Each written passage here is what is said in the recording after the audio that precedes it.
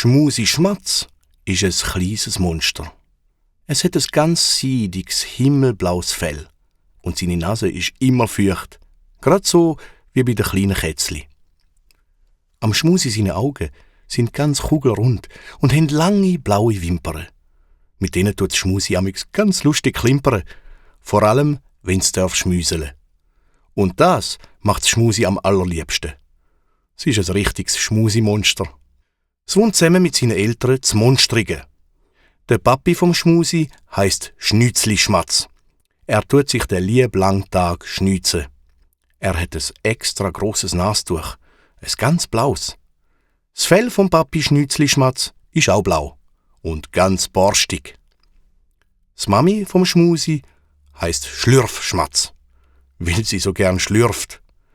Wenn's öppis zu trinken gibt, dann schlürft und schmatzt sie, dass man's im Umkreis von 100 Meter hört. Und es gibt ganz manchmal etwas zu trinken. Am liebsten hat sie heißen Tee. Den schlürft sie aus ihrer blauen Tasse.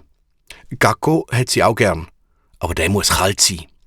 Das Fell von Mami Schlürf ist auch blau, aber anders als das vom Schmusi und dem Papi Schnützli. Mehr so wie Feierli. Und es schmeckt auch so. Das Schmusi hat aber auch noch Grosseltern. Der Grosspapi heisst Süfzi Schmatz. Er seufzt vom Morgen bis am Abend in seinen silberblauen Bart inne. Das Omi heisst Schluchzi und hat auch so ein feines und seidiges Fell wie das Schmusi. Nur nicht so himmelblau, mehr so meerblau. Alle wohnen zusammen in einem kuscheligen Nest in einem uralten Spaghettibaum. Eben, das Monstrigen. Der Spaghettibaum hat blau-grüne Äste. Die sind so vertrüllt und vernuschet. Sie sehen aus wie gekochte Nudeln. Eben wie Spaghetti.